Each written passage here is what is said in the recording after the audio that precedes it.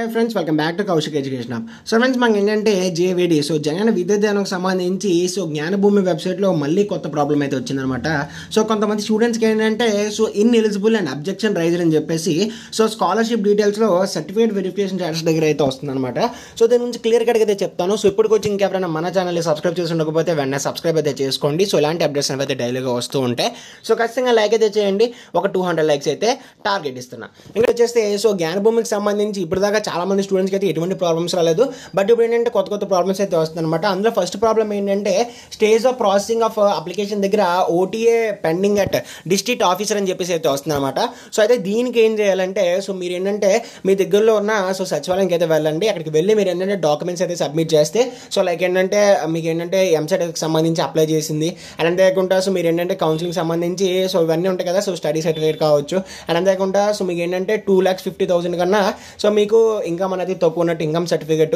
ఇవన్నీ కూడా మీరు ఏంటంటే మీ సచివాలయం సబ్మిట్ చేస్తే మీకు ఏంటంటే ఓటీ అయితే కంప్లీట్ అయిపోద్ది అనమాట. అండ్ నెక్స్ట్ ఏంటంటే ఇప్పుడు కొత్తగా వస్తున్న ప్రాబ్లం ఏంటంటే సెక్రటరియట్ వెరిఫికేషన్ స్టేటస్ దగ్గర in eligible and objection raised అని చెప్పేసి అయితే వస్తుంది అనమాట. In eligible and objection raised దేనికి వస్తుందంటే మనకి వన్స్ ఏంటంటే డిస్ట్రిక్ట్ ఆఫీసర్ వచ్చేసరికి మనది మన అప్లికేషన్ అయితే చెక్ చేసేసిన తర్వాత అందులో ఏమైనా ప్రాబ్లమ్స్ ఉంటాయి. లైక్ ఏంటంటే అందులో ఫర్ ఎగ్జాంపుల్ మీకు ల్యాండ్ ఉందనుకోండి. ల్యాండ్లోని ఇంత ల్యాండే ఉండాలని చెప్పేసి గవర్నమెంట్ కండిషన్ పెట్టింది.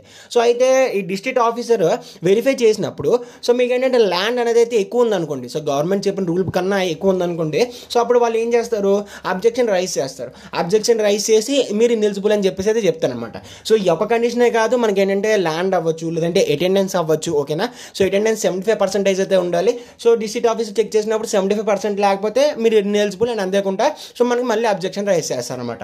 అలాగే మనకి గవర్నమెంట్ పెట్టిన ప్రతి కండిషన్ అయితే డిస్ట్రిక్ట్ ఆఫీస్ వెరిఫై చేస్తారనమాట. ల్యాండ్, అటెండెన్స్ అండ్ అంతేకాకుండా ఎంసెట్కి సంబంధించి మీరు కౌన్సిలింగ్ ద్వారా వచ్చారు కదా. అవి మొత్తం అన్ని డీటెయిల్స్ కూడా మనకి చెక్ చేస్తారనమాట. అవన్నీ కూడా కరెక్ట్గా ఉంటేనే మీకు ఏంటంటే జేవిడి అయితే పడుతుంది. వన్స్ మీకు ఏంటంటే ఇక్కడ ఇన్ఎలిజిబుల్ అండ్ అబ్జెక్షన్ రైజ్ వచ్చింది అంటే మనమైతే ఏం చేయలేము అనమాట. మీరు మళ్ళీ మీ డాక్యుమెంట్స్ అన్నీ కూడా ఒకసారి సచివాలయానికి అయితే తీసుకెళ్ళి ఒకసారి వెరిఫై చేయించుకోండి. వెరిఫై చేయించుకున్నా అవ్వలేదంటే మీకు ఖచ్చితంగా మీరు ఇచ్చిన డాక్యుమెంట్స్లో ఏదో ఒక డాక్యుమెంట్లో అయితే ప్రాబ్లం అయితే ఉంటుందన్నమాట. కాబట్టి అది మన ప్రాబ్లం ఏంటి అని మనకు ఎలా తెలుస్తుంది అంటే మీరు ఇక్కడ చెక్ చేసుకోవచ్చు. అటెండెన్స్ పరంగా చూసుకున్నట్లయితే ఈ అబ్బాయికి అటెండెన్స్ ఏంటంటే 86% అయితే ఉందన్నమాట. ఇక్కడ ఎలిజిబుల్ అని చెప్పేసి అయితే ఉంది. అలాగే ప్రతిదీ మనకి ఏంటంటే పైన ఉంటుంది. పైన స్క్రోల్ చేసుకుంటే మీకు ఏంటంటే అక్కడ 6 స్టెప్ వెరిఫికేషన్ అని చెప్పేసి అయితే ఉంటుంది. అందులో ల్యాండ్, కారు ఇలాగ అన్నీ ఉంటాయి. అందులో మీకు ఏంటంటే నాట్ అప్లికబుల్ ఎన్ని అని ఉందనుకోండి, పర్లేదు. అక్కడ ఎస్ అని వచ్చింది అంటే ఖచ్చితంగా మీకు ఏంటంటే అదే మీకు ప్రాబ్లంగా ఉన్నట్టు అనమాట. మీరు ఏంటంటే అదే సార్ట్ అవుట్ అయితే చేసుకోవాలి. కాబట్టి అర్థమైంది కదా.